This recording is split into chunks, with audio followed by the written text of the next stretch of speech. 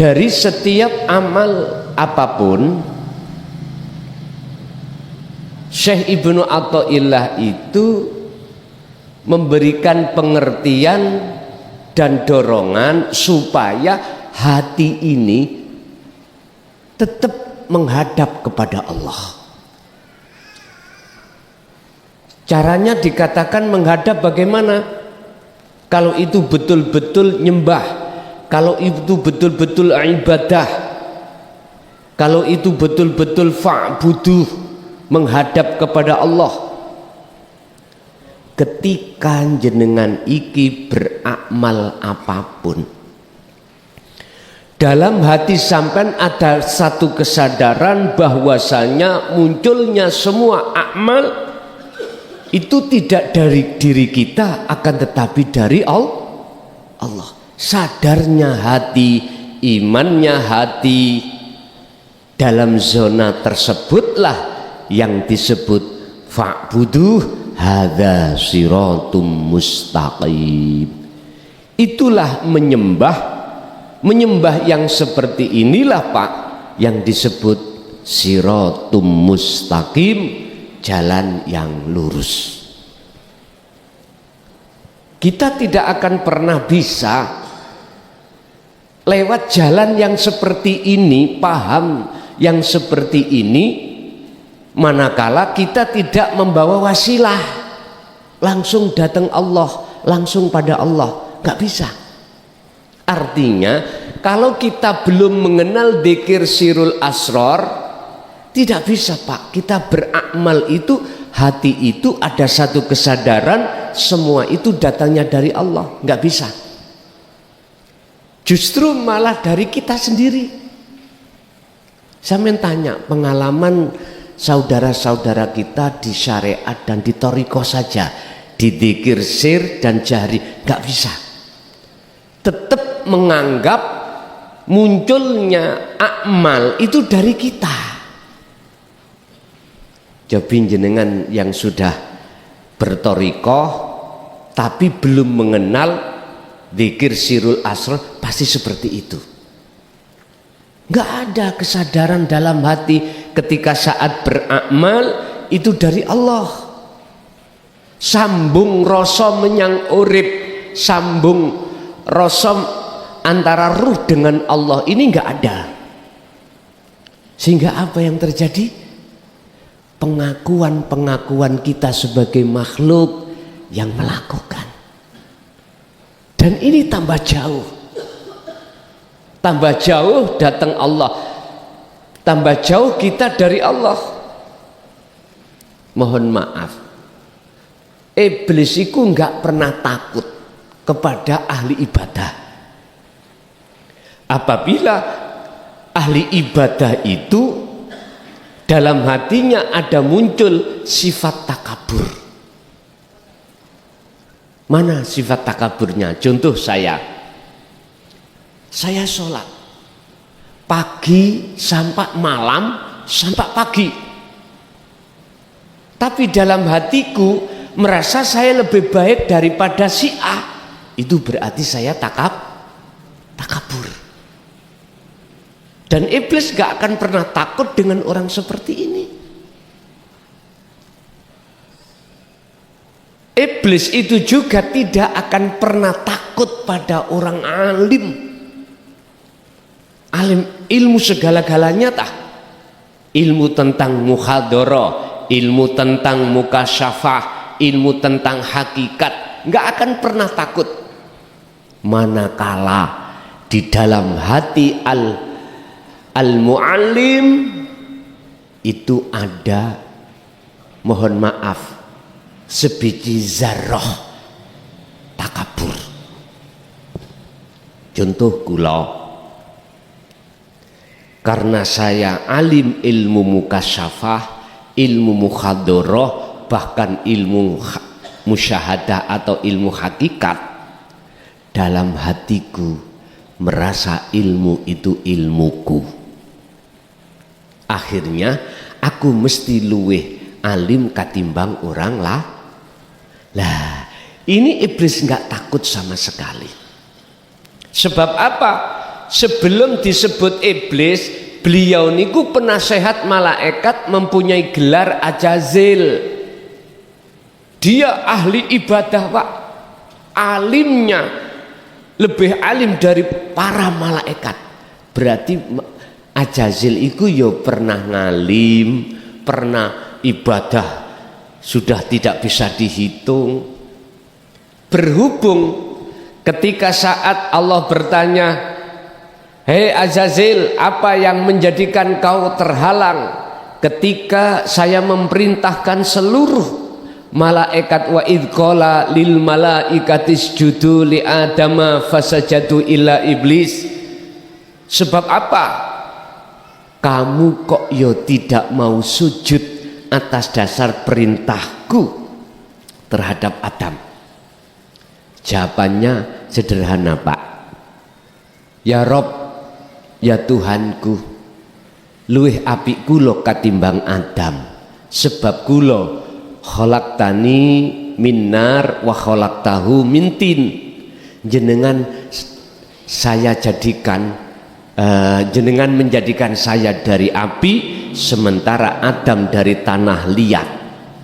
Lebih baik saya, bagaimana mungkin saya akan sujud pada Adam?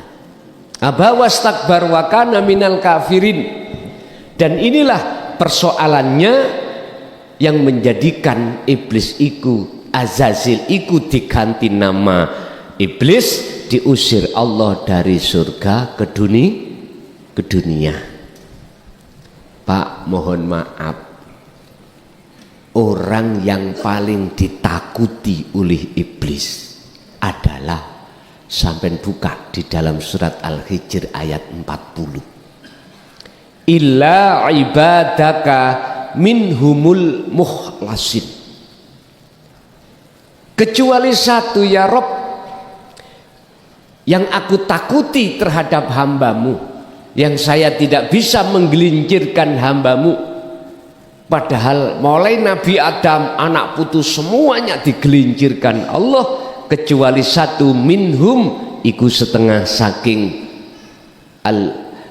ibad, beberapa hamba, al mukhlasinya utawi golongan orang yang dipilih oleh Allah. Siapa golongan yang dipilih oleh Allah? Alladzina yastami'unal qaula fayattabi'una ahsanahu. Az-Zumar 18. Itulah mereka yang ketika saat mendengarkan ajaran Rasulullah di jalur dino tauhid, kalau Nabi Adam menerima kalimah, kalau jenengan menerima wasilah, lalu dia mengamalkan, mempraktekkan wasilah kalimah itu di sela-sela amal niki. Niku orang yang iblis takuti. Walaupun mohon maaf ya, mohon maaf, entah dia itu ahli ibadah atau tidak, entah dia itu ahli maca Quran atau tidak, entah dia itu alim kitab atau tidak, kalau mentok-mentoki, walaupun dia tidak pernah sholat secara syar'i, misalkan dia di tengah masyarakat dianggapnya orang yang paling jelek di mata manusia, tapi hatinya tidak bisa putus dzikir pada Allah, iblis takut. Mohon maaf loh ya, mohon maaf, bukan berarti saya mengajak gak usah sholat, gak usah zakat, puasa, haji, enggak. Saya tadi bicara siapakah iblis, siapakah orang yang ditakuti iblis, adalah orang-orang yang hatinya mingkol bin zahidin, hatinya yang selalu condong pada Allah ketika segala amal yang beliau lakukan. Sampai harus membedakan pandangan Allah dengan pandangan manusia. Kalau pandangan manusia dikatakan baik kalau jasmaniah sampai taat hukum syariah, ninggalkan larangan, menjalankan perintah. Pandangan manusia. Kalau pandangan Allah, ani budullaha wastanibut tauhid, ruhaniyah, hati jenengan. Kemanakah hati ini? Mingkol bin zahidin au mingkol bin rohibin. Hati yang condong selalu pada Allah lewat dzikir wasilah itu, ataukah hati ikut condong pada selain Allah? Allah melihat di situ. Terserah jenengan milih yang mana. Milih kedua-duanya. Ini maksudnya fid dunya hasanah wa fil akhirati hasanah, monggo. Iki memang teladannya kanjeng Nabi, monggo. Otomatis jenengan harus memakai sistem wasilun ketika ingin bertemu Allah seperti ini. Bapak Ibu, jadi yang dimaksud amal di sini adalah beberapa perilaku apapun tanpa kecuali, iku amal. Jenengan jangan pernah menunggu longgar untuk ketemu Allah. Waktu nih longgar kok bengiai, nanti malam aja, jauh dari anak, istri, teman, pekerjaan, duduk manis sambil kholwat secara khusus. Berjalanlah dzikir sir di dalam hati, disertakan sirul asror. Jangan begitu. Intinya jangan menunda ketika saat jenengan kerja di situ untuk uzlah, jangan ditunda, jangan. Upayakan terus semampu jenengan dalam setiap amal ini, kita isi hati ini uzlah datang Allah, uzlah pada Allah sebisa-bisanya. Sebab siapapun yang hatinya sering uzlah, uzlah itu hati meninggalkan iman selain Allah menuju pada Allah. Buktinya hati sudah tidak mengakui kita yang melakukan, berarti kita tinggalkan. Supaya kita iman hanya pada Allah, ngimani apa yang terjadi dalam amal, baik diri kita maupun di luar makhluk diri kita, semua itu kita beriman bersumber dari Allah Subhanahu wa ta'ala. La haula wala quwata illa billahil aliyil azim. Wa qala Allah ta'ala wallahu khalaqakum wa ma ta'malun. Utawi Allah yang menciptakan kita sebagai makhluk. Wa ma ta'malun, dan apapun yang muncul dan timbul pada diri makhluk iku hakikati bersumber dari af'alnya Allah, pekerjaannya Allah. Contoh, rambut saged tukul, iku sapa sing nukulke? Ngapunten, kita menghadapi ujian macam luru Pak, enak gak enak, siapa yang mendatangkan? Loh, maksud daripada makalah ini, uzlahlah di situ. Jangan menunggu nanti kalau sudah waktu longgar, waktu sudah nggak ada pekerjaan. Sebab apa Pak? Mohon maaf, kita umur ini nggak tahu kapan matinya, juga tidak tahu.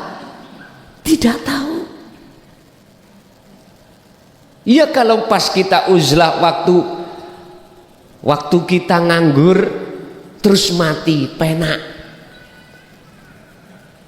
Terus bagaimana ketika saat jasmani kita itu menikmati duniawiyah sementara hati itu tidak mau uzlah? Niki loh yang Kanjeng Nabi khawatirkan terhadap umatnya, itu seperti itu. Sehingga bertanya, kaifa umati ya Jibril, piye umatku sesuk iku? Sampai dalam satu hadis Rasulullah bersabda, suk pada akhir zaman umatku itu wakeh, banyak, tapi seperti buih di laut lautan. Apa? Imannya, takwanya tidak kokoh. Buih itu kan untuk Pak nggih, busa. Jadi diterak ombak ke utara, ke selatan, itu buih. Tapi sedikit sekali di antara umatku besok di akhir zaman amanu wattaqau itu kuat. Sementara kuatnya iman dan takwa itu kuncinya ada di hakikat makrifat. Ada di situ. Apa sih iman? Percaya. Percaya kalau semua apa yang terjadi itu yang menterjadikan hanyalah Allah. Makhluk itu seongkok kayu, laksana seongkok kayu yang tidak bisa berbuat apa-apa jikalau tidak diperbuatkan, digerakkan oleh Allah. Sama dengan itu. Inilah yang dimaksud iman. Iman yang seperti inilah Pak yang Rasulullah katakan sebagai tahapan ihsan. Iman yang sudah benar, imannya hanya pada Allah. Apapun itu. Sehingga jikalau hati jenengan istiqomah duduk di zona ihsan, tidak mudah hati jenengan iku gelisah. Tidak mudah hati sampai niku khawatir dengan apapun. Nggih mohon maaf, kita ngajikan panitia kok khawatir ku nek udan, lha ngoten nggih. Ku nek udan ora enen sing teko. Terus piye? Jadi sahibul bait susah Pak. Panitia-panitia derek susah. Sampai ada yang datang ben panitia agak susah, udan-udan diterak sampai sarungi teles kabeh. Wis sampai ana sing ganteni sarungi. Ya udah. Semua juga Allah. Yang menurunkan Allah, yang mencegah juga Allah. Lha niki lho maksude iman yang kokoh yang disebut ihsan itu seperti ini. Sehingga maksud makalah niki sebetulnya supaya iman sampai niku tidak seperti golongan yang banyak seperti buih di lautan. Biar kokoh amanu wattaqau jenengan iman dan takwa yang ada di dalam surah Yunus ayat 62 itu. Itulah ala inna auliya, imannya para kekasih Allah yang disebut ihsan. Cirinya apa? Antak budallah, ketika jenengan menyembah pada Allah di dalam segala aktivitas amal iki, seakan-akan hati jenengan iku bisa melihat wujudnya Allah. Bentuknya ya apa? Jenengan sudah tidak merasa keakuan jenengan yang melakukan. La yarawna li anfusihim syai'an. Tetapi justru dalam hatinya, hati jenengan iku yusyahid annal fa'ila huwallah ta'ala, mempunyai iman bahwasanya semua yang melakukan ini Allah, bukan aku. Itu dalam hati. Itulah yang disebut sebagai seakan-akan jenengan iki bisa melihat wujudnya Allah. Kok adik seakan-akan toh? Seakan-akan itu berarti enggak sungguh-sungguh toh Pak ya? Memang seakan-akan menungso iki atine iso ndeleng Allah wujudnya. Tapi aslinya yang bisa melihat Allah berarti Allah sendiri. Apa mungkin perkara yang tidak wujud bisa melihat yang wujud? Enggak mungkin. Yang wujud itulah yang bisa melihat yang wujud. Berarti jenengan tadi sudah bukan makhluk lagi.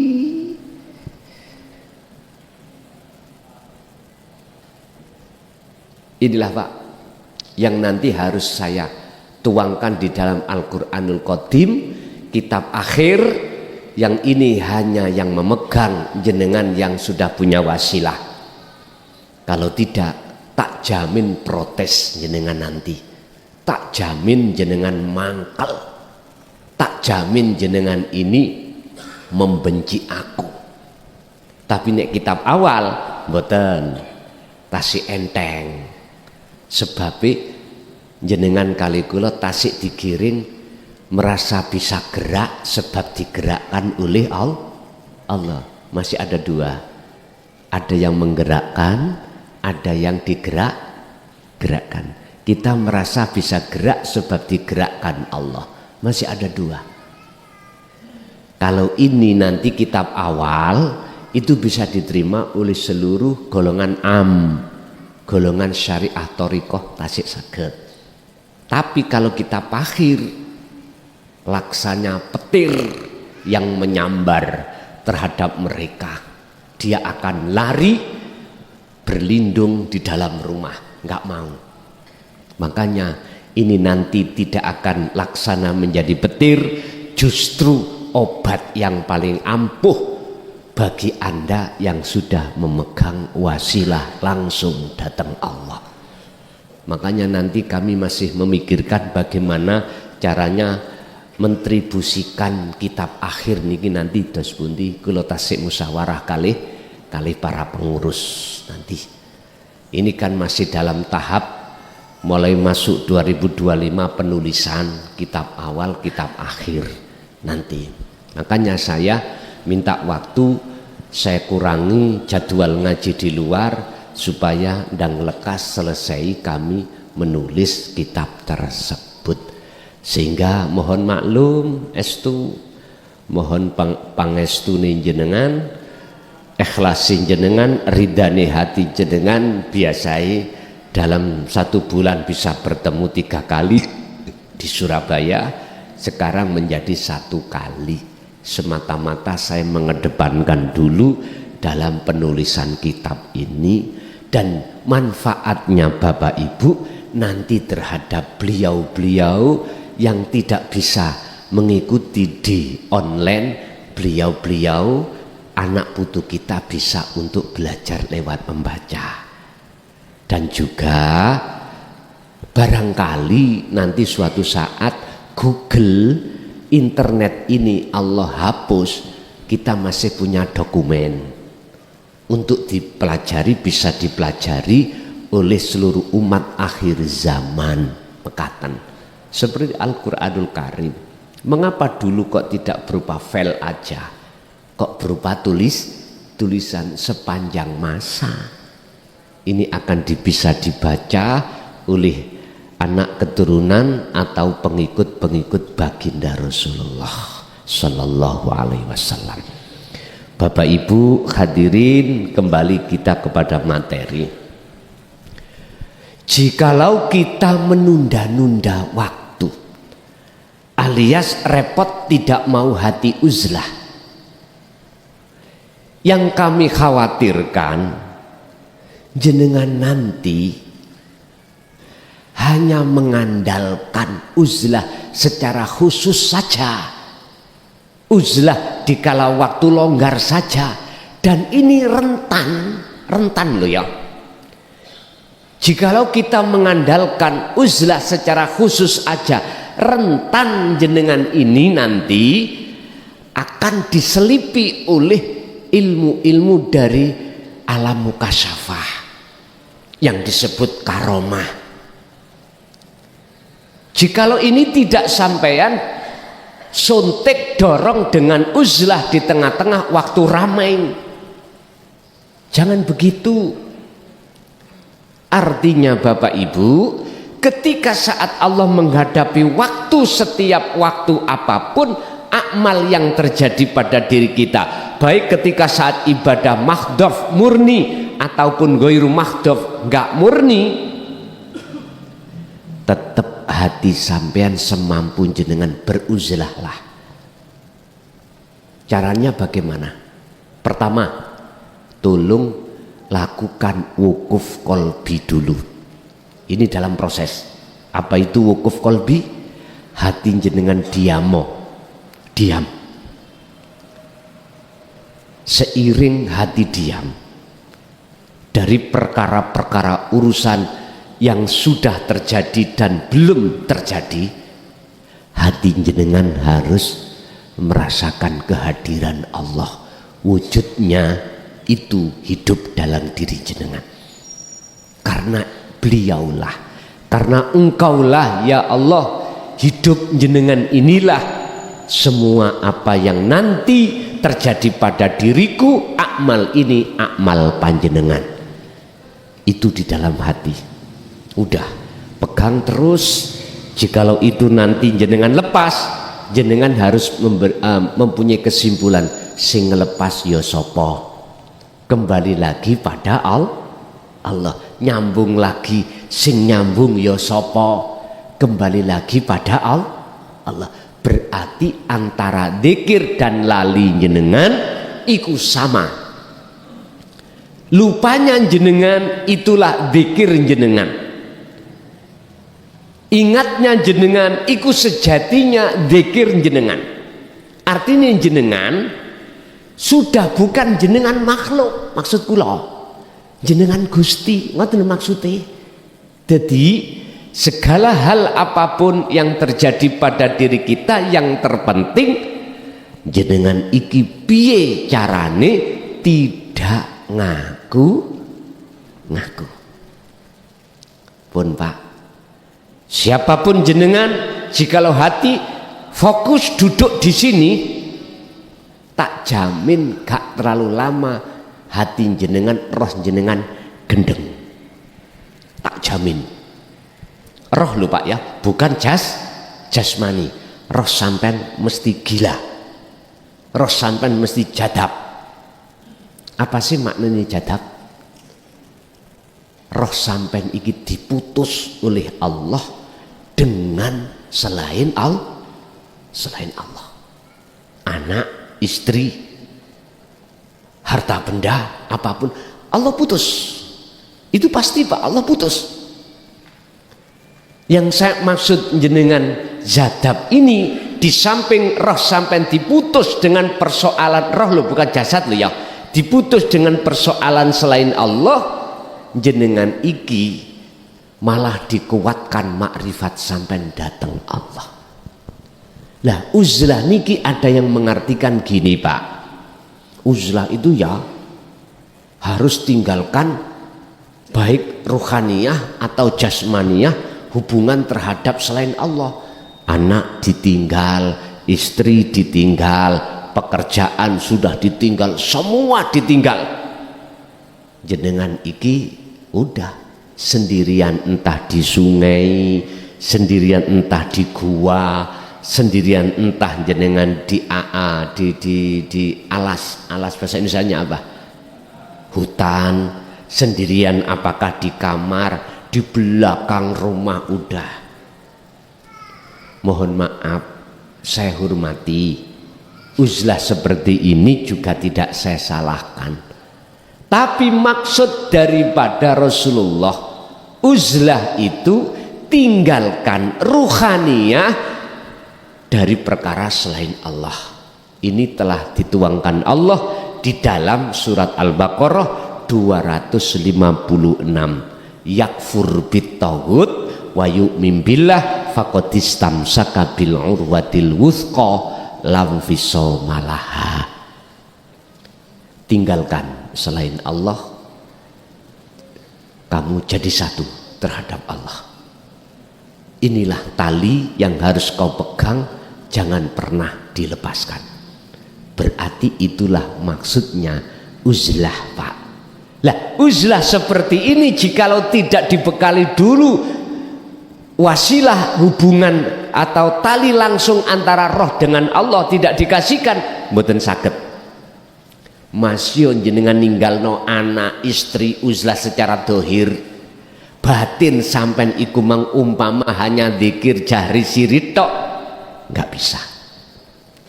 Yang datang nanti adalah karomah, yang datang itu adalah ghaibnya makhluk yang memberikan kesaktian-kesaktian pada dirimu, yang kami sebut sebagai kasaf suari. Ini bahayanya di situ. Tapi jikalau jenengan sudah mendapatkan wasilah, wabtahu ilaihil wasilata, dalam rangka wajahidu fisabilihi, untuk merangi nafsu dan bertemu Allah, kok membawa wasilah ini? Maka Allah berjanji dalam surat Al-Ankabut, barang siapa yang di dalam hatinya betul-betul beruzlah menuju saya berjanji dalam waktu yang sudah aku tentukan, pertemuan tersebut iki sing janji Allah, bukan Kanjeng Nabi, bukan Quran, bukan saya, tapi langsung Gusti Allah. Sebab rumusi ngeten Pak, tiang niku, siapa yang berjalan ke arah barat semakin lama arah timur pasti ditinggalkan. Siapa yang hatinya terus wa ilaihil wasilah, mendekat, berjalan terus menuju dan bertemu Allah, maka otomatis Allah akan menjauhkan hati itu dari pengaruhnya hawa nafsu lewat dunia itu pasti. Kebalikannya, rumus mengatakan barang siapa yang ke arah timur semakin lama pasti arah barat kita tinggalkan. Barang siapa yang hati semakin condong kepada nafsu lewat kesenangan dunia, maka hati itu semakin lalai pada Allah, semakin jauh. Inilah yang dimaksud dalam ayat alhaakumut takatsur hatta zurtumul maqabir. Udah, kalau sampai mati seperti ini, Allah katakan qad khasiral ladzina kadzdzabu biliqaillah, sungguh sengsara bagi orang-orang saat di dunia hatinya itu mendustakan, tidak mau bertemu Allah. Tapi bagaimana mereka yang tidak mendustakan? Mohon maaf, qad aflahal mu'minuna alladzina hum fi sholatihim khashi'un. Al-Mu'minun ayat 1 dan 2. Inilah mereka yang sangat bahagia ketika saat dia beramal, dia bertemu Allah, dalam arti sholatnya khusyuk. Pun Bapak Ibu, ini tadi ada permintaan dari jamaah yang belum pernah beat. Malam ini nggak apa-apa, saya buka beat secara live dan juga di luar juga ada yang banyak berbeat yang mengikuti live streaming. Tolong bagi yang mengikuti, yang belum ya, yang belum, yang sudah ya sudah, yang belum tolong disiapkan air 1,5 gelas atau 1 gelas sakerso panjenengan sebagai media simbolis sampean tali langsung pada Allah, dan ini wajib kami berikan karena sebagai modal wasilah ini untuk jenengan beruzlah. Akan tetapi sebelum beat berlangsung, ada beberapa hal yang perlu kami sampaikan terkait beat. Pertama, apa sih beat sirul asrar ini? Bukan beat dzikir jahri siri loh Pak, syariat thariqah, tidak. Ini beat hakikat atau dzikir sirul asrar. Artinya itu menyambungkan talinya ruh wasilah tadi pada Allah yang selama ini keputus oleh hawa nafsu sejak kecil akil balik kita sampai entah berapa umur kita. Tali itu putus Pak. Tandanya kalau hati atau wasilah dalam diri kita putus, kita selalu melalaikan Allah. Jangankan di luar sholat, di dalam sholat pun kita lalai. Kalau yang berperan semua dalam sholat adalah Allah, lupa kita. Justru kita ngaku-ngaku kalau kita. Akhirnya rasa yang muncul dalam hati, iman yang muncul dalam hati, kita akan mengakui sholat kita. Padahal inna sholati wa nusuki wa mahyaya wa mamati iku lillah, kedue Allah. Iku lillahi rabbil ngalamina, kedue Allah Tuhan yang menguasai alam kabeh. Bapak Ibu, ini maksudnya disambung kembali. Caranya bagaimana? Ya lewat hakikatnya syahadah, bukan syariatnya. Berhubung kita lewat sistem wasilun secara jasad, kita harus menyebut syahadat syariat. Asyhadu an la ilaha illallah wa asyhadu anna muhammadar rasulullah. Tapi ruh sampean, bukan jasad, ruh.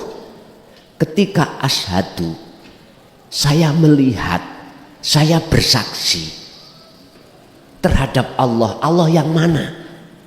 Ya hidup di dalam dan di luar kita ini. Yang apa? Yang Rasulullah, yang menggerakkan Muhammad. Jadi Muhammad iki adalah makhluk jenengan kali kula statusnya Rasulullah bisa gerak sebab digerakkan Allah, sehingga status makhluk iku sebagai Rasulullah utusannya Allah. Berarti kita sholat bisa terjadi sholat dalam diri kita sebab diutus Allah kita sebagai makhluk untuk sholat. Artinya jenengan bisa bergerak sebab digerakkan oleh Allah. Ya Allahnya ya itu, urip itu. Berarti hati sampean harus menghadap kepada Allah. Maksudnya urip sing nyambung kuwi. Ya urip kuwi sing gerakno jenengan. Ya urip iku sing nglakokno jenengan, yang memperjalankan jenengan makan, minum, memperjalankan mata bisa melihat, telinga bisa mendengar, mulut bisa berkata, jantung bisa berdenyut, nafas bisa keluar masuk tanpa terkecuali. Itulah sebetulnya syahadat bersaksi yang benar, yang menyaksikan, tahu sebetulnya Allah itu yang mana. Itu bersaksi yang benar. Seperti halnya ini Mbak, ini spidol saya tutupi, saya dikasih tahu oleh jenengan, Son, di dalam kopiah ini bersaksilah kau, berimanlah kau kalau di dalam kopiah ini ada spidol. Saya tidak tahu Pak, saya beriman atas dasar dikabarin jenengan. Iman saya, persaksian saya ini secara syar'i sudah benar. Jenengan dikabari oleh Rasulullah lewat Al-Quran bahwasanya innallaha rabbi wa rabbukum, sesungguhnya Tuhanmu, Tuhanku itu adalah namanya Allah. Udah benar secara syar'i. Terus kalau kita naikkan, spidol yang mana sih? Wong saya nggak bisa melihat. Allah yang mana sih? Saya tidak bisa melihat. Ainul basiro, saya tidak bisa melihat mana Allah itu. Ini secara hakikat bersaksi saya masih batal. Ini secara hakikat keimanan saya pada spidol masih batal, karena masih katanya belum membuktikan sendiri. Bisanya membuktikan sendiri, maka apa yang menutupi antara mata saya dengan spidol harus dihilangkan. Apa yang menutupi mata hati kita dengan Allah harus disingkirkan. Caranya menyingkirkan apa? Pertama, jenengan yastami'unal qaul, harus mendengarkan dulu. Bagaimana cara menyingkirkan yang menghijabi hati sampean? Itulah yang disebut dinu tauhid. Dalam Rasulullah Al-Quran Allah katakan huwaladzi arsala rasulahu bil huda wa dinil haq, aidinu tauhid. Ilmu tauhid itu adalah ilmu yang mendidik, mengajarkan, menyadarkan hati untuk bisa mengesahkan Allah, untuk bisa menyatakan wujudnya Allah. Itu tauhid itu. Sering kita sebut sebagai tahapan hakikat. Akhirnya muncullah kalimat tauhid la ilaha illa anta dan melahirkan dzikir sirul asrar wasilah itu. Diterangkan Pak, paham. Akhirnya jenengan dibukakanlah hakikatnya syahadat ini lewat ilmu. Prakteknya mangki jenengan ikungku. Ketika asyhadu, aku bersaksi, hati jenengan harus ada iman atau rasa bahwasanya urip ikulah yang disebut Allah wujudnya. Ini bersaksi. Ini proses masih ada dua loh Pak ya, nggak apa-apa. Ini su'aul basirah memang di situ. Prosesnya ada di situ. Sehingga jenengan kalau tidak bisa melihat Allah, kata Rasul dalam takrif ihsan, kau seakan-akan selalu dilihat oleh Allah. Lah disinilah ngasah sirul asr ada di sini. Lah kalau sudah itu kebuka, maka sudah saya tidak mamang. Apa kabar dari jenengan tadi bahwasanya di dalam kopiah itu ada spidol yang harus saya saksikan, saya melihat ini, berarti inilah bersaksi yang benar. Di manakah itu?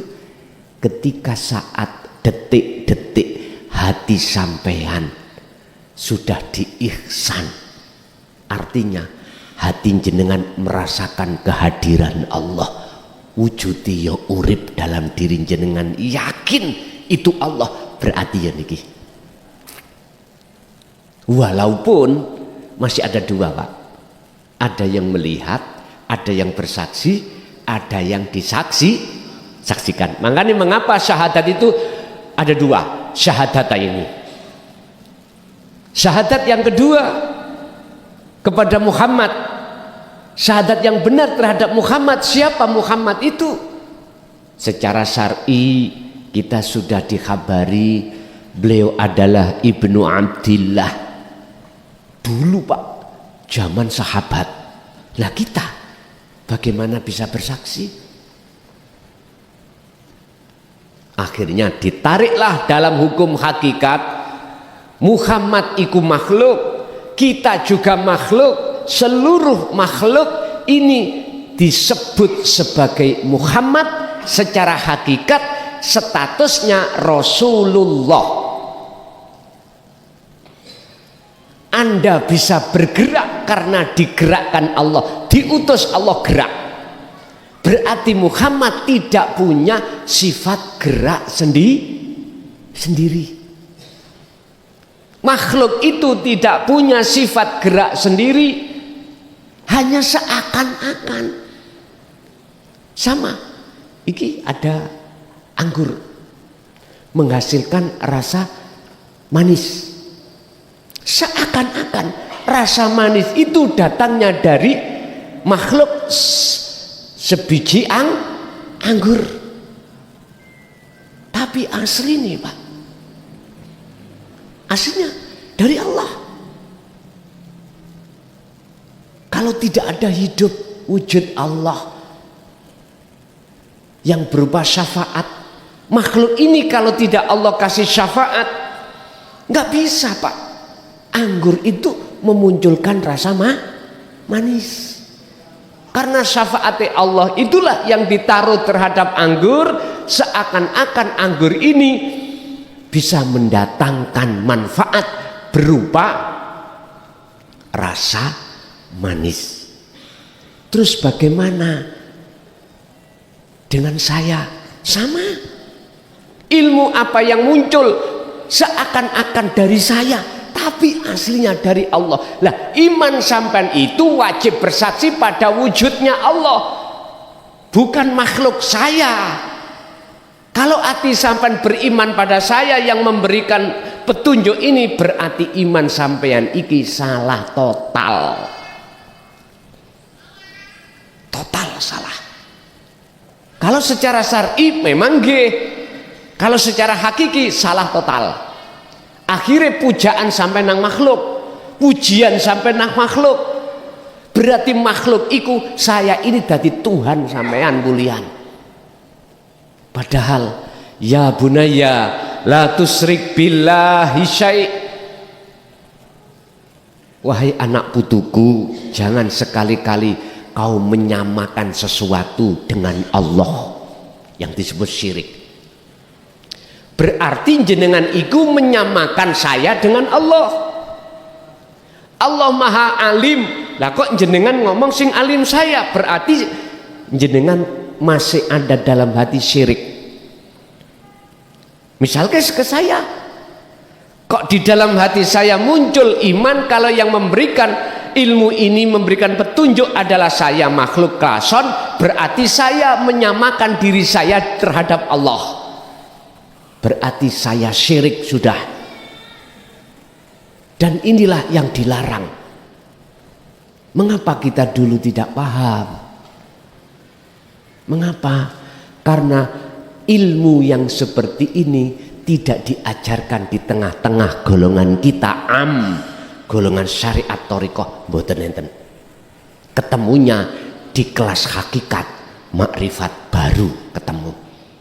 Oleh sebab itu, mengapa demikian? Akhirnya Allah menyuruh kita terhadap Islam kita adalah Islam yang harus sempurna. Al-Baqarah 208. Wahai orang-orang yang beriman, udkhulu fis-silmi kafah, masuklah kau di dalam agama Islam dengan sempurna. Artinya harus sampai ke makrifat. Jangan di syariat thariqah aja, naiklah ke hakikat, lalu ke makrifatlah Anda. Barulah inilah Islam yang sempurna. Yo iki sejati nih Islam itu di sini. Dalam ayat lain Allah katakan inna dina indallahil Islam. Agama yang diridhoi di sisi Allah hanyalah agama Islam. Islam yang mana? Yang sempurna ini, Pak. Bapak Ibu, saya tegakan mengatakan seperti ini. Saya tidak mengharapkan jenengan imannya itu kepleset. Justru saya mengharapkan iman sampai iku sampak makrifat. Syarati ojo sampak menyekutukan Allah dengan yang lain, menyamakan yang lain makhluk dengan Allah. Wala yusyrik bi ibadati rabbih ahada. Ini syarat harga mati lamuno jenengan iki si salik bisa sampai wusul makrifat pada Allah. Syaratnya harus seperti itu. Jadi nanti ketika jenengan lesan secara syar'i membaca asyhadu, iku maksudnya hati sampai harus merasakan kehadiran Allah, meyakini bahwasanya wujud Allah iku hidup di dalam dan di luar Anda.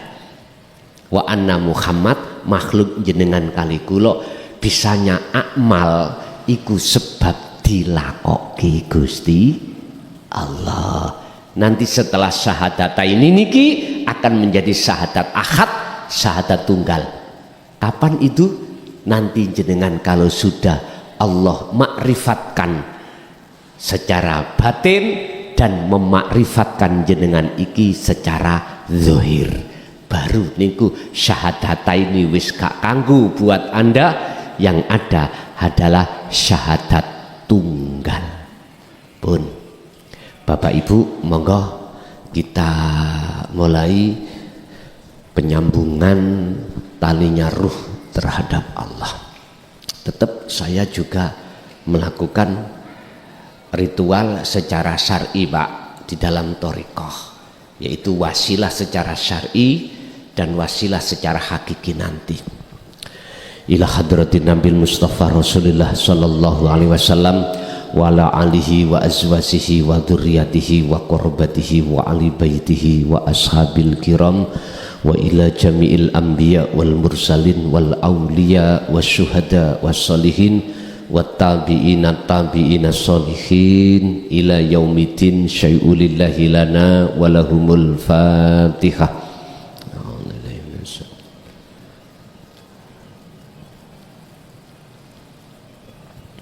wa ila abaina wa ummatina wa azdadina wa masyaikhina wa auladina wa azwajina wa dzurriyyatina wa ahli baitina, khususon jamil arwah fi hadil majlis wa ghairahum, ij'alhum ya Allah min ahli syuhudika wa dzikrika wa ta'atika wa ma'rifatika.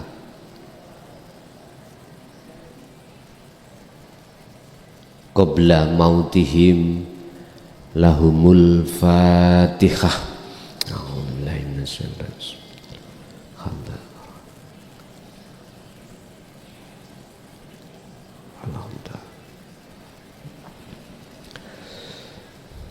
Pun sampeyan tirakaken kula. Bismillahirrahmanirrahim. Astaghfirullahaladzim, astaghfirullahaladzim, astaghfirullahaladzim, alladzi la ilaha illa huwal hayyul qayyum wa atubu ilaih. Allahumma shalli ala sayyidina Muhammad wa ala ali sayyidina Muhammad. Ilahi anta maksudi waridka.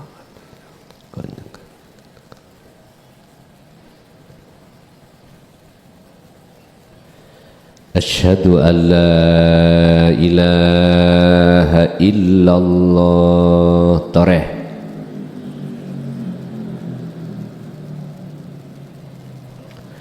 Wa asyhadu anna Muhammadar Rasulullah.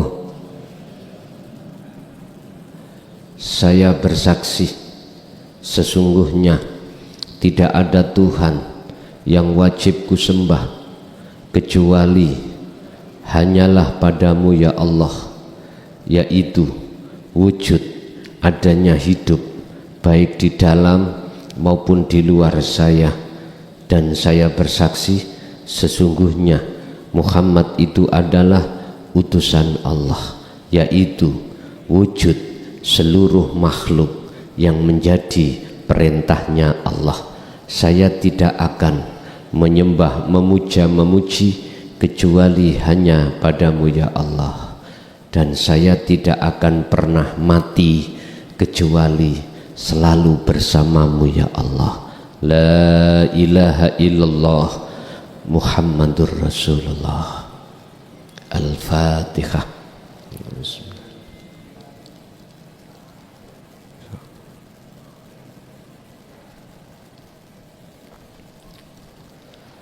Pun air jenengan sampai unjuk sing derek beat kalau wau. Dua hal setelah Allah sambung talinya ruh pada Allah, dua hal setelah Allah mewariskan wasilah tali ini langsung pada Allah, yang dengan maksud dua hal ini bebersih diri dari seluruh kotoran hati, ruhaniyah dan jasmaniyah untuk bertemu Allah. Pertama, secara ruhaniyah dulu. Secara ruhaniyah kita akui atau tidak, saat mulai kita akil balik, entah sampai berapa umur kita, dalam hati itu kita masih menyekutukan Allah. Dalam hati ada perbuatan syirik khafi pada Allah, berbentuk iman selain Allah. Ada iman selain Allah hati ini. Contoh, kita beriman pada selain Allah berbentuk diri kita. Kita merasa bisa melakukan ini, itu, punya ini, merasa punya itu. Ini sama halnya kita merampas bajunya Allah. Dan kita menyamakan kita sama dengan Allah. Memang jujur secara syar'i tidak bisa masuk ke zona ini, nggak bisa. Secara hakiki jenengan akan bisa masuk ke zona keterangan ini, barulah sadar. Itulah kotoran-kotoran dalam hati kita yang menyebabkan hati ini jauh dari Allah. Hati ini akan buta pada Allah. Ini kita bersihkan dengan cara bagaimana? Beruzlah, berkholwat. Kita dikasih 1 hari 1 malam waktu oleh Allah 24 jam. 24 jam itu dibagi Allah 2 waktu. Pertama, jasad repot urusan dunia. Kita akmal tadi, baik akmal ibadah murni atau tidak murni. Yang kedua, waktu jasad kita tidak repot urusan dunia alias istirahat. Kita harus selalu mengisi waktu-waktu itu beruzlah. Keterangan uzlah di depan tadi. Intinya, belajarlah dalam hati memunculkan rasa keakuan Allah yang melakukan. Lepaskanlah keakuanmu. Keakuan Allah dengan sendiri akan muncul dalam hati jenengan yang berperan setelah jenengan iki memendam dalam-dalam keakuan diri kita sebagai makhluk. Faktulu anfusakum, bunuhlah keakuanmu di dalam bumi humul, yaitu bumi kefanaan. Ibnu Athaillah Dawud dalam kitab salah satu makalah, idfin wujudaka fi ardil humul, kuburlah dalam-dalam wujud kamu manusia di dalam bumi humul, artinya bumi kefanaan. Fanaklah dirimu. Caranya, kembalilah jenengan pada aslinya kita. Aslinya kita sebagai manusia tidak ada, Pak. Adanya sebab diadakan oleh yang ada.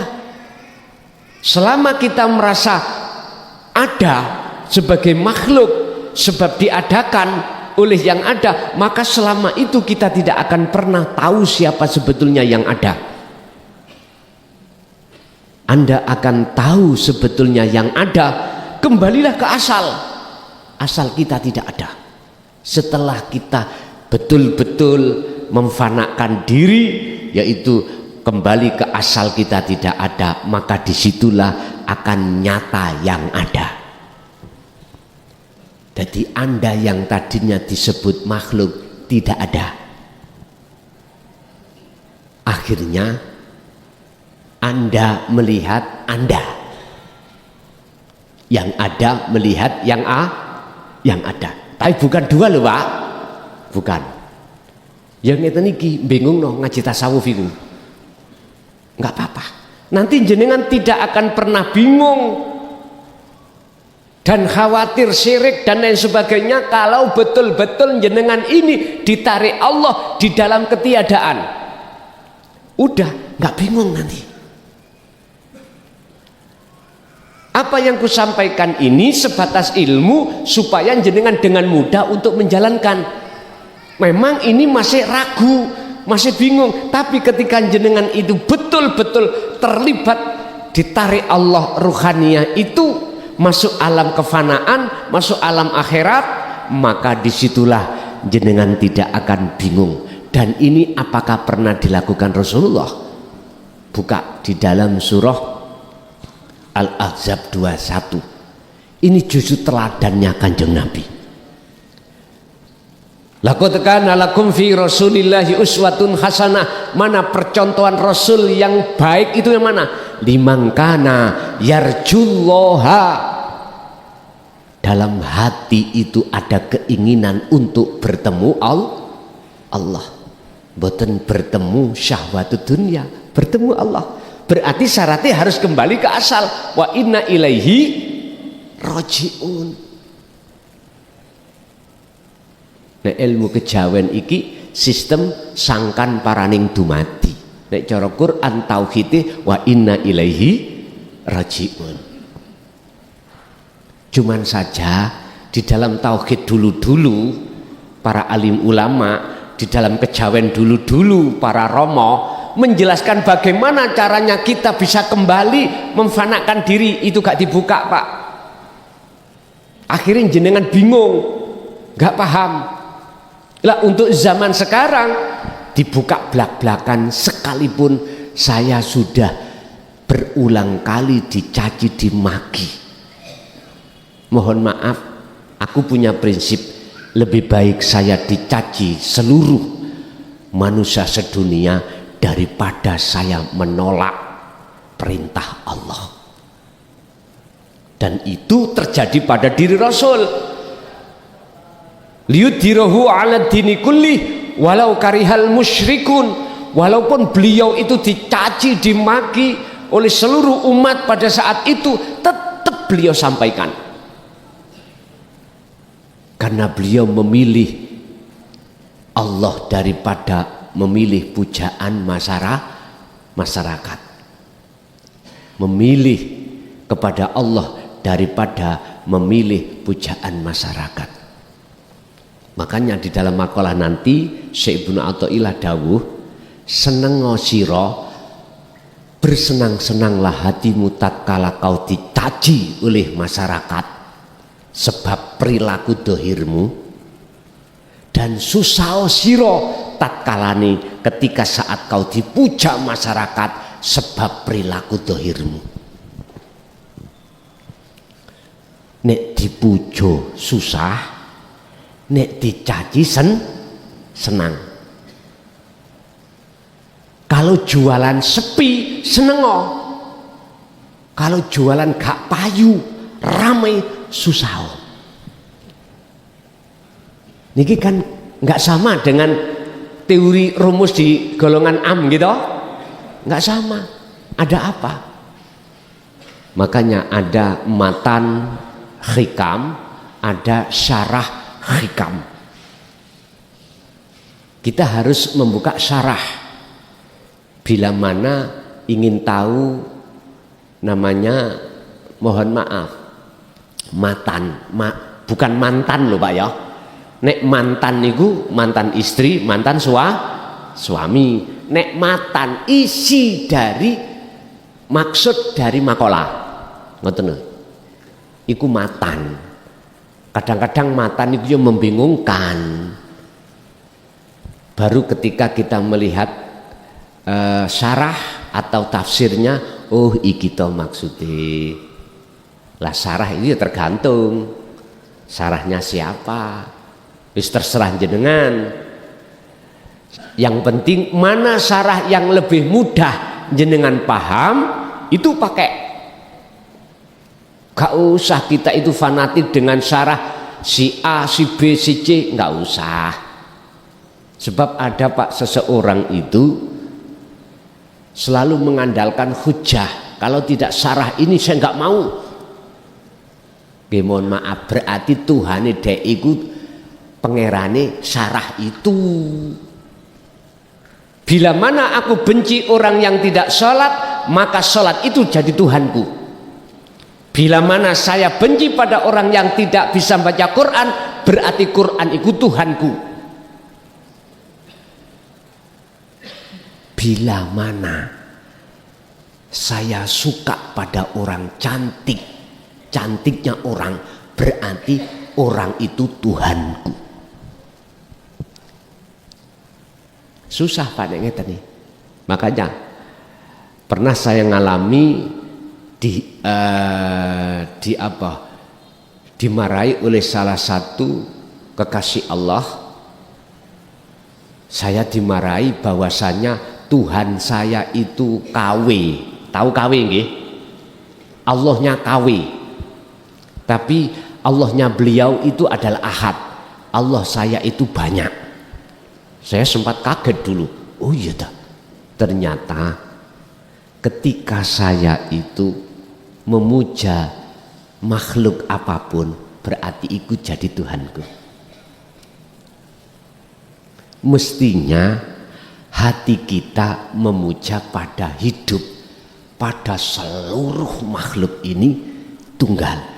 Oh, itulah Allah Ahad, Qul huwallahu ahad, itu di situ.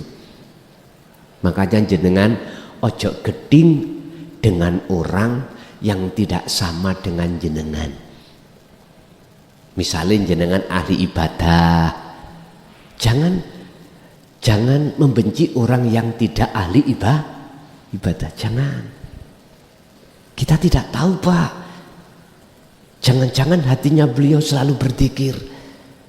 Jangan menghina orang yang tidak bisa baca kitab, orang yang tidak bisa baca Quran. Jangan, Pak.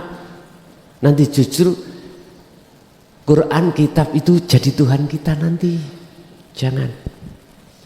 Nah, terus bagaimana kita? Udahlah, hati tetap sibuk. Ini wajah tuas, iya, di segala amal. Pun ini berkenaan dengan tugasnya ruh adalah yakfur bitaghut wa yu'min billah, uzlah tersebut. Yang kedua, urusan dengan jasmani, Pak. Tadi rohani sudah, sekarang jasmani. Jasmani kita, siapapun kita, pasti, Pak, secara syar'i pernah kita maksiat, sekecil sebesar apapun pernah. Udah kita lakukan taubatan nasuha dengan cara ini, nanti yang disebut toharoh, disebut bersuci diri dari jasmani, dari kesalahan yang sudah lampau, dalam rangka kita secara ruhani itu menjalin cinta yang suci pada Allah. Jenengan kali kula jasmani ini punya weton, Pak, masing-masing. Artinya tolong birriyadoh, riyadohlah setiap ketemu weton kita. Hitungannya 35 ketemu satu hari, 35 hari ketemu satu hari weton. Ini buatlah jenengan iki riyadhah puasa. Niatnya puasa mertobat pada Allah. Sama caranya seperti puasa Ramadan, Senin Kamis.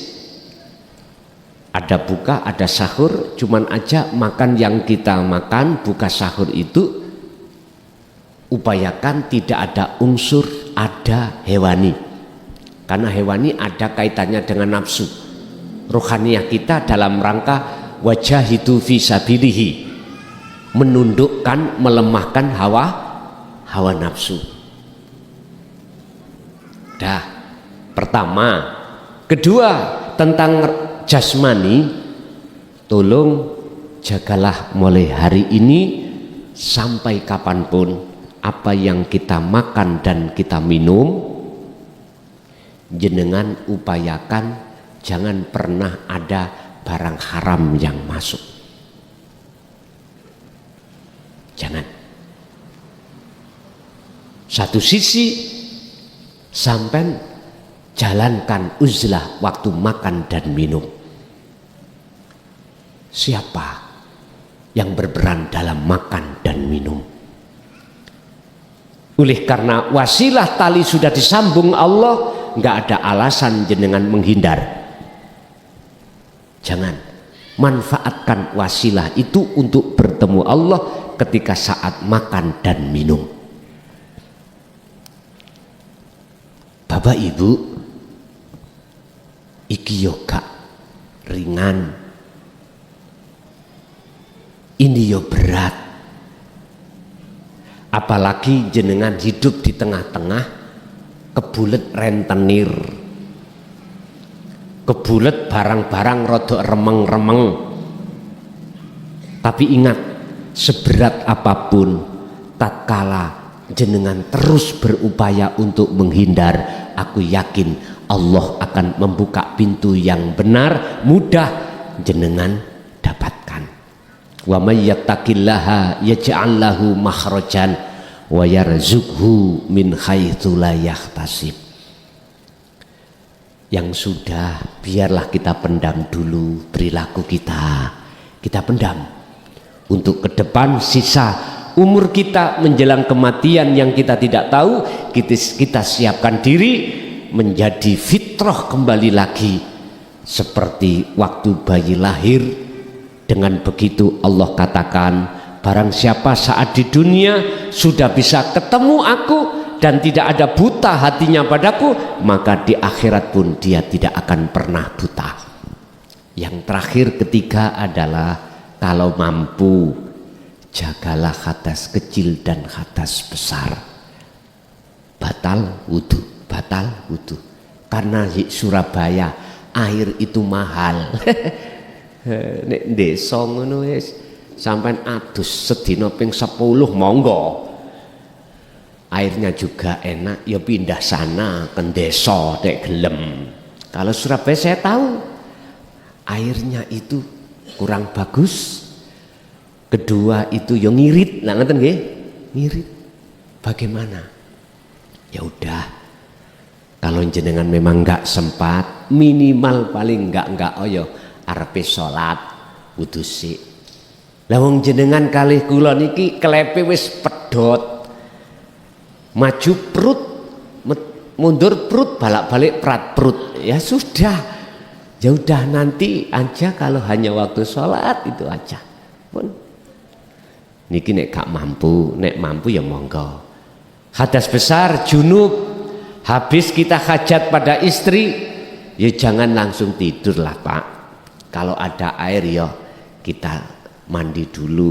Habis itu kita nanti sambil kholwat barangkali nyonya minta lagi kan sampean saged mergae awak wis seger maneng lah ngeten lah wis tah.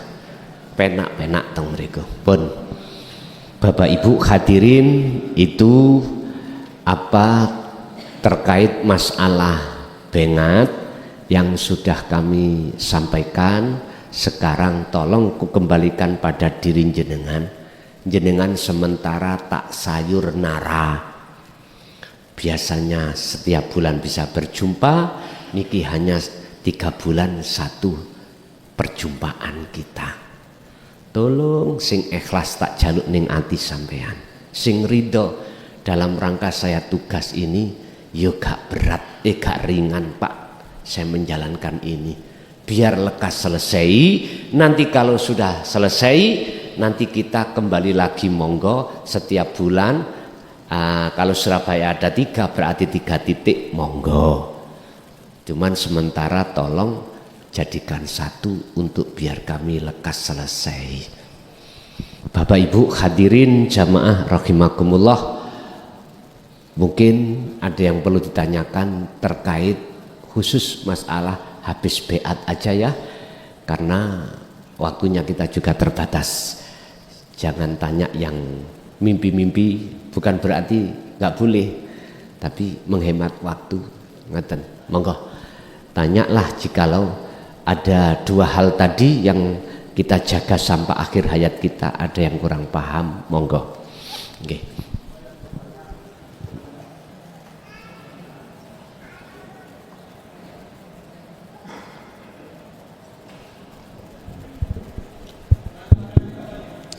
Assalamualaikum warahmatullahi wabarakatuh. Mohon izin Gus, langsung kepada pokok permasalahan.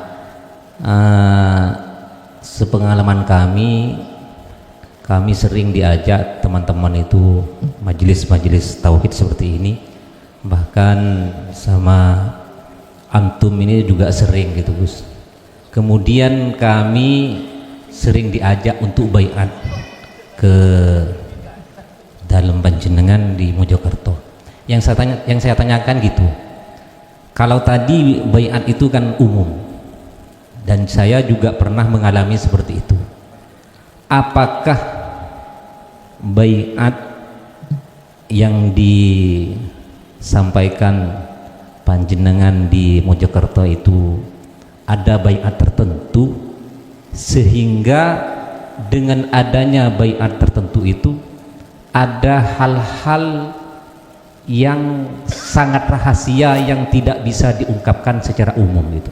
Karena menurut kata teman-teman saya itu, kalau sudah dibaiat di tempat panjenengan itu nanti ada penyampaian ilmu tauhid yang seharusnya tidak disampaikan di tempat umum. Apakah ada rahasia tertentu? Terima kasih. Wassalamualaikum warahmatullahi wabarakatuh. Waalaikumsalam warahmatullahi wabarakatuh. Tak jawab tidak.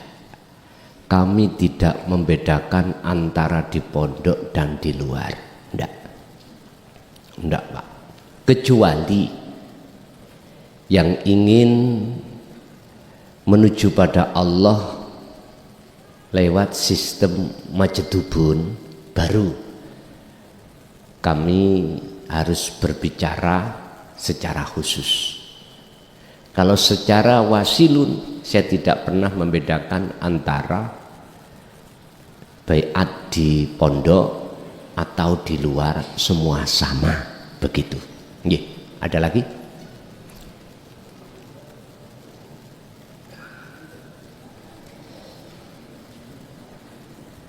Monggo.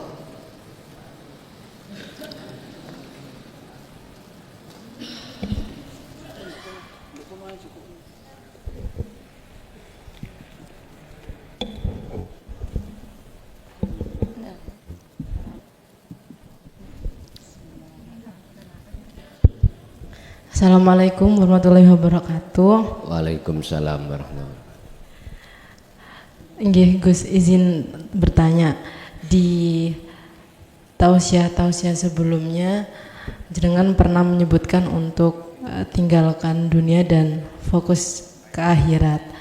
Lalu bagaimana bagi saya yang kaum muda-mudi ini yang masih harus mengejar dunia ke depannya, Gus? Apakah ada tips and trick? Lalu ada titipan pertanyaan, ada yang mencoba untuk sirul asror tapi enggak khusyuk, apakah itu dosa, Gus? Terima kasih.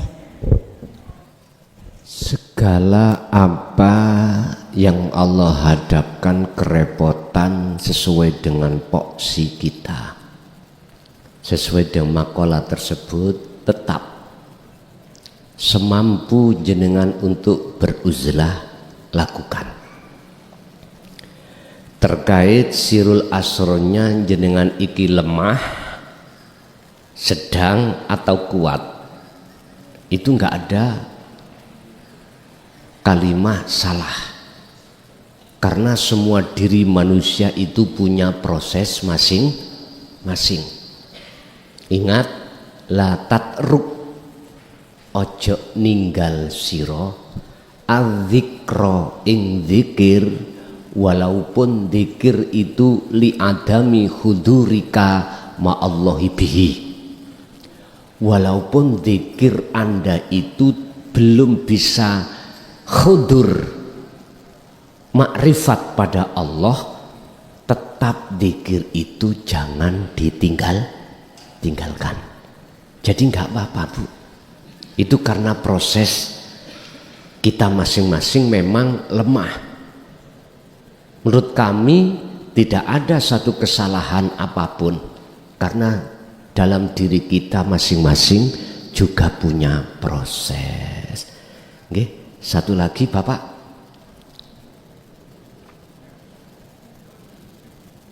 Assalamualaikum warahmatullahi wabarakatuh. Waalaikumsalam warahmatullahi wabarakatuh. Ini untuk zikir Nabi Isbat, Gus, sama zikir Sirul Asror. Ini cara apa ya, istilahnya mengucapkan untuk Nabi Isbatnya itu bagaimana? Kalau zikir Asror kan sering disampaikan. Ini satu. Yang kedua, ada juga ini, apabila anak Adam itu berbuat satu kesalahan, maka terdapatlah satu titik hitam dalam hatinya.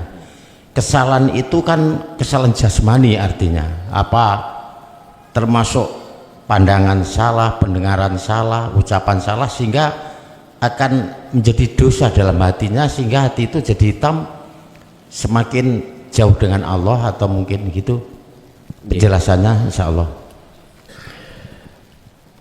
Terkait nafi isbat yang dulu-dulu juga kita sudah dengar di dalam tauhid la ilaha illallah dan huwa, itu tidak dijelaskan bagaimana cara menafikan dan mengisbatkan. Paling hanya secara lugat aja, secara istilah itu tidak kita jabarkan dulu, sehingga yes pokoknya dikongkon wirid iki ya tak wirid. Tapi yang ditanyakan ini maksudnya nafi itu biye, meniadakan keakuan diri sebagai makhluk yang berperan, itu nafi.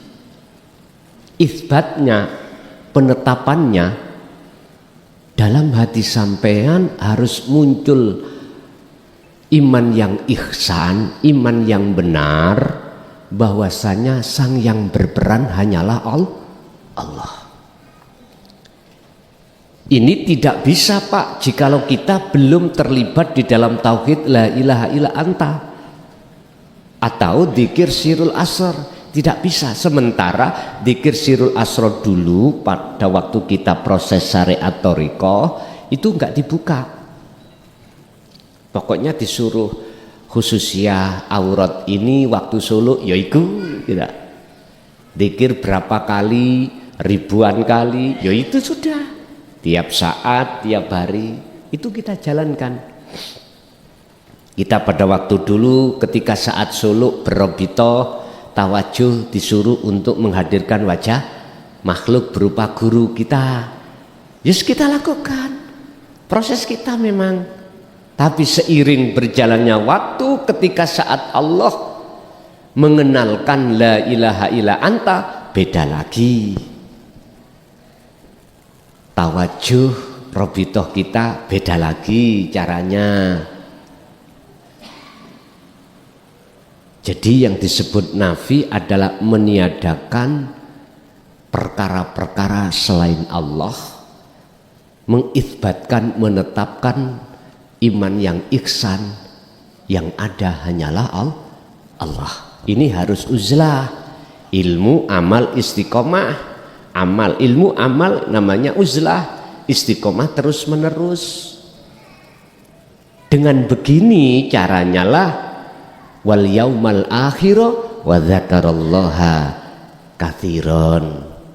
Ketika saat hati di dalam diri seorang rasul ada satu keinginan manusia untuk bertemu Allah, dia melakukan uzlah dalam rangka wal yaumal akhira wa dzakarallaha katsiran. Tentunya di samping jenengan iku masuk alam akhirat di dunia ini, itu tidak terlepas wasilah dzikir tersebut.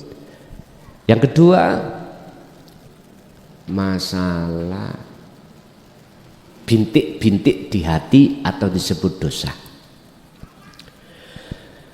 Perilaku salah niki ada dua kategori, lakune jasmani dan lakune rohani. Kalau lakunya jasmani yang disebut kesalahan itu sudah ditata secara syar'i. Mana yang mengakibatkan munculnya dosa secara jasmani? Agama sudah memberikan rambu-rambu. Tapi kalau kita bicara tentang titik tersebut dalam bahasa syar'i disebut dosa,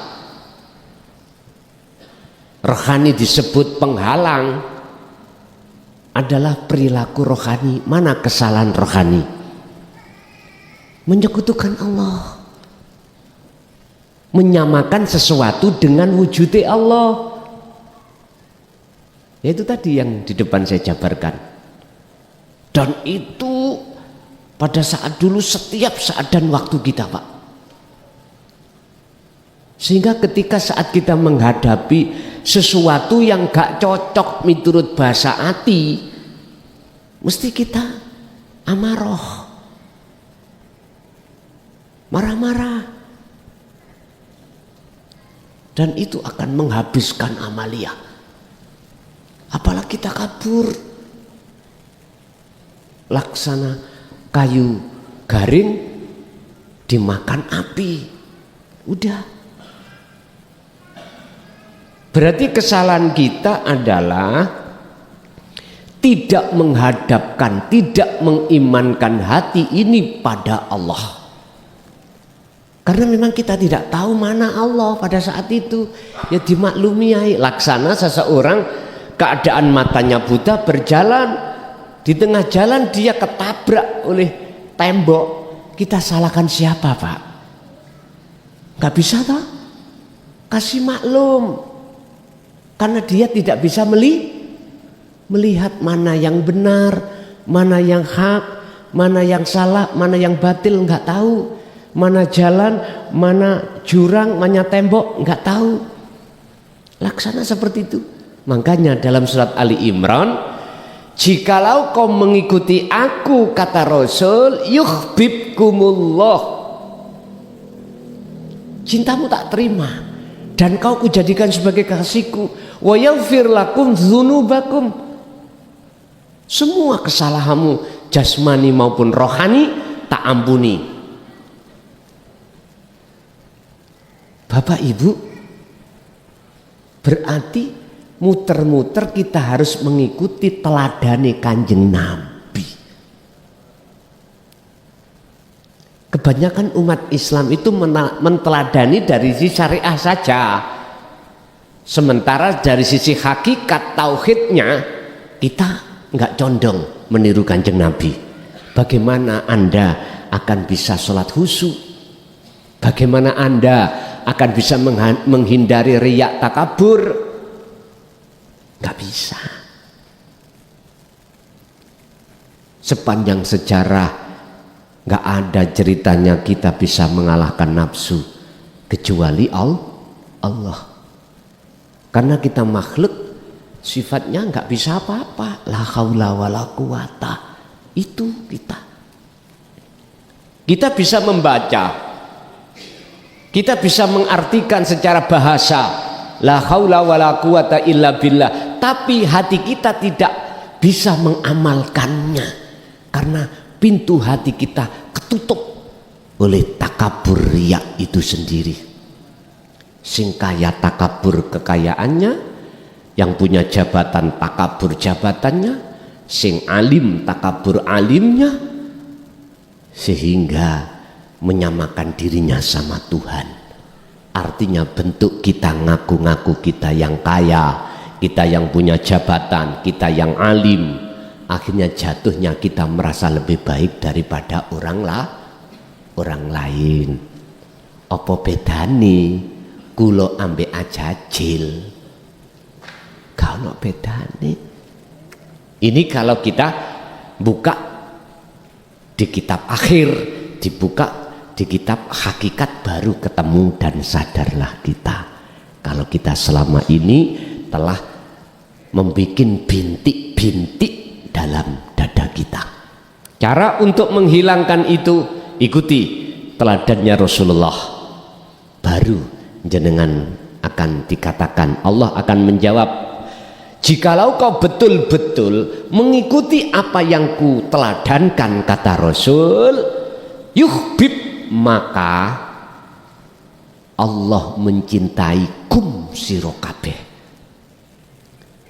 Karena jenengan iki mengikuti sistem Rasulullah untuk bercinta dengan benar pada Allah. Syarate Gusti Allah mencintai jenengan kali kula sebagai hamba, cintane ati sampean terhadap selain Allah harus sampean pegat, harus sampean berpisah ruhaniyah, sebab Allah itu tidak mau diduakan. Sampean tanya ibu, Bu jenengan purun diwayu? Mboten purun. Lak ngaten nggih. Sama dengan bapak Pak sampean diwayuh ibuke purun ta? Ora, ya ngono kuwi. Allah itu Pak sebetulnya itu nggak mau sampean duakan cinta sampean terhadap selain Allah. Cuman berhubung Allah innallaha ghafurur rahim. Jenengan ditunggu bentino kapan sadari? Kapan? Tidak hanya 1 hari, bahkan 1 minggu, tidak hanya 1 minggu per bulan, tidak hanya setahun, puluhan tahun Pak, kita ditunggu Allah. Wa anibu lan do baliyo sira kabeh ila rabbikum maring pangeran sira wa aslimu lahu min qablika ayatiyakumul adab, sebelum datangnya satu masa di mana masa itu akan menjadi Anda itu getun tenan, kecewa tenan. Itulah masa kematian. Jarene lagune Sri minggat ndang baliyo Sri, lekas ndang baliyo olehmu minggat katut duduk bojomu dewi. Lho ngoten niku. Baliyo nang asli bojomu. Pun itu cara untuk menghilangkan bintik-bintik yang secara syar'i disebut noda dosa, secara hakiki disebut hijab penghalang yang menggelapkan hati kita. Bapak Ibu hadirin, mohon maaf jikalau tidak terlalu lama. Sekali lagi, Surabaya tetap 1 bulan 1 kali tempatnya di sini di Semampir. Ini sudah mufakat seluruh pengurus di berbagai daerah Surabaya. Bapak Ibu, semua apa yang telah Allah berikan pada malam hari ini estu menjadikan satu keberkahan datang kita dan keluarga kita ila yaumiddin. Lahumul Fatihah. Bismillahirrahmanirrahim.